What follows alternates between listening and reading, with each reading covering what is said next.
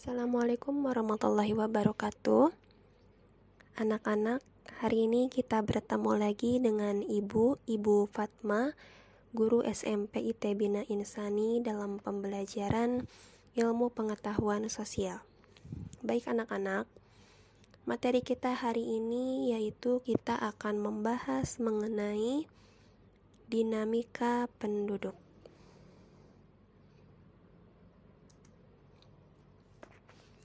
Baik anak-anak, sebelum memulai pembelajaran, seperti biasa kita melakukan pembacaan doa terlebih dahulu. Bismillahirrohmanirrohim. Rabbi zidni ilman warzuqni fahma waj'alni minas solihin. Ya Allah, tambahkanlah aku ilmu dan berikanlah aku kemampuan untuk memahaminya, dan jadikanlah aku termasuk golongan orang-orang yang soleh. Amin.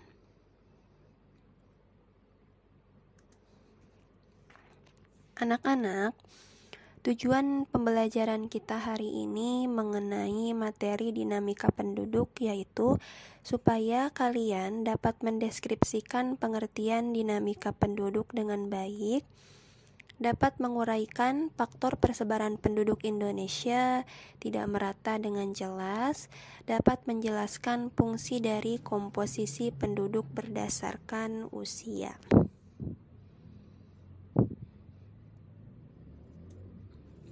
Nah, anak-anak, tahukah kalian apa sih pengertian dari dinamika penduduk itu?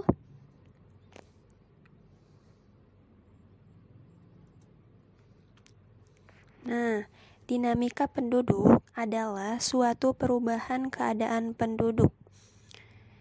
Perubahan tersebut dipengaruhi oleh beberapa hal, cenderung terjadi kepada perkembangan jumlah penduduk suatu negara atau wilayah. Jumlah penduduk tersebut diketahui melalui adanya data dari sensus penduduk dan survei penduduk.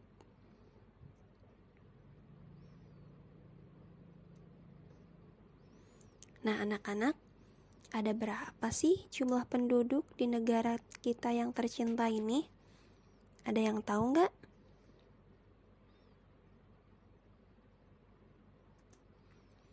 Nah, berdasarkan sensus penduduk tahun 2020 yang dilakukan oleh pemerintah secara online, bahwa jumlah penduduk dari negara kita ini sebanyak 271 juta jiwa. Bagaimana? Banyak tidak? Nah, di posisi pertama, yaitu daerah yang paling banyak jumlah penduduknya adalah Pulau Jawa. Pulau Jawa dengan jumlah penduduk sebanyak 152 juta jiwa. Kemudian yang kedua yaitu Pulau Sumatera dengan jumlah 59 juta jiwa. Yang ketiga Pulau Sulawesi sebanyak 19 juta jiwa. Yang keempat Kalimantan 16 juta jiwa, dan Bali serta NTT yaitu 15 juta jiwa.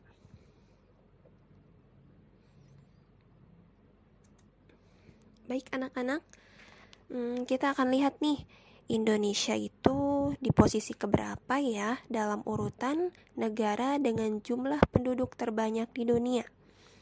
Baik, kita cari negara kita, negara Indonesia. Yang pertama di sini ada Cina. Cina menempati posisi pertama dengan jumlah penduduk terbanyak. Kemudian yang kedua ada India, Amerika. Nah, yang keempat ada negara kita, negara Indonesia. Jadi negara kita ini menempati posisi keempat, ya, menempati posisi keempat dengan jumlah penduduk terbanyak di dunia. Kemudian kita lihat nih mengenai persebaran penduduk. Di dalam bentuk penyebaran penduduk di suatu wilayah atau negara apakah penduduk itu tersebar merata atau tidak. Itu adalah persebaran penduduk. Ya, dilihat dari banyak tidaknya suatu penduduk di suatu daerah. Nah, kalau komposisi penduduk adalah susunan atau pengelompokan penduduk berdasarkan kriteria tertentu. Misalnya, pengelompokan berdasarkan usia ya. Usia itu ada dari batita, kemudian ada balita, remaja, dewasa, kemudian orang tua, dan juga ada lansia. Kemudian jenis kelamin. Kalau jenis kelamin ada laki-laki dan perempuan. Agama ada agama Islam, agama Kristen, agama Buddha, agama Hindu. Kemudian dari mata pencaharian ada berprofesi sebagai guru, sebagai nelayan, sebagai polisi, tentara. Pendidikan ada TK, SD, SMP, SMA, dan strata 1, 2, dan 3 ya. Nah, kemudian di sini ada piramida penduduk ya. Piramida penduduk itu adalah pengelompokan penduduk berdasarkan kepada usia ya, berdasarkan kepada usia. Nah, yang pertama di sini ada piramida penduduk ekspansif ya. Nah, dari gambar di sini terlihat bahwa di sini usia yang paling muda ya, usia muda di sini usia muda, kalau di sini kita namakan sebagai lansia. Untuk usia mudanya ini sangat banyak ya anak-anak. Jadi angka kelahirannya itu sangat tinggi, sedangkan angka kematiannya yang rendah. Biasanya piramida penduduk berbentuk ekspansif ini terdapat pada negara-negara berkembang, yaitu seperti pada negara kita, yaitu negara Indonesia. Kemudian ada piramida penduduk stasioner ya, stasioner. Nah, pada stasioner ini angka kelahirannya itu menurun.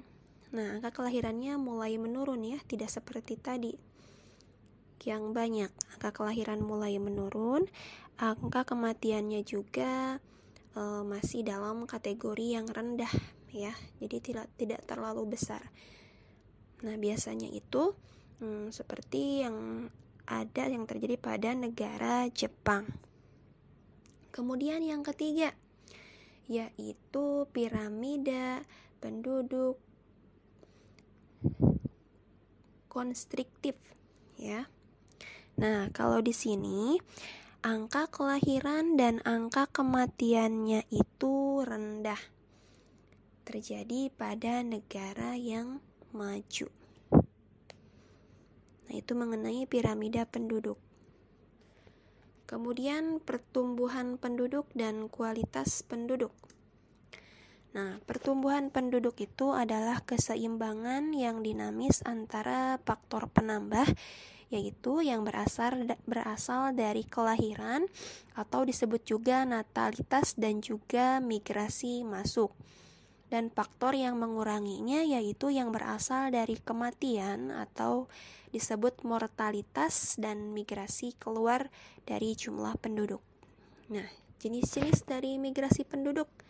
Ada emigrasi. Emigrasi ini adalah perpindahan penduduk dari satu negara ke negara yang lain. Kemudian ada imigrasi. Kalau imigrasi itu adalah masuknya penduduk ke dalam sebuah daerah negara tertentu. Kemudian ada urbanisasi. Kalau urbanisasi itu adalah perpindahan penduduk dari desa ke kota. Kemudian ada transmigrasi, yaitu perpindahan penduduk antar pulau ke suatu negara. Dan yang terakhir ada remigrasi, yaitu kembalinya suatu penduduk ke negara asal sesudah beberapa lama berada di negara orang lain. Kemudian apa sih dampak positif dan negatif dari negara yang memiliki jumlah penduduk yang banyak seperti yang dialami oleh Indonesia ini? Dampak positifnya yaitu usia produktifnya itu akan melimpah. Usia produktif akan melimpah sehingga tidak akan kekurangan yang namanya tenaga kerja. Sehingga dibutuhkan yang namanya tenaga kerja yang berkualitas. Nah, kemudian kalau dampak negatifnya sangat banyak ya. Yaitu yang pertama, akan sangat banyak sekali pengangguran. Kenapa banyak pengangguran? Karena jumlah penduduk Indonesia yang produktifnya itu tidak diimbangi dengan kualitas yang baik atau tidak berkualitas. Kemudian, lingkungan otomatis akan menjadi kumuh karena terlalu padatnya jumlah penduduk. Kemudian jelas akan terjadi kemacetan dan juga tingkat kriminalitas yang tinggi karena faktor ekonomi dari yang tadi tidak bisa mendapatkan pekerjaan. Nah, anak-anak, sampai di sini materi kita mengenai dinamika penduduk. Semoga ilmu yang kalian dapatkan menjadi ilmu yang bermanfaat. Sekian dari Ibu. Wassalamualaikum warahmatullahi wabarakatuh.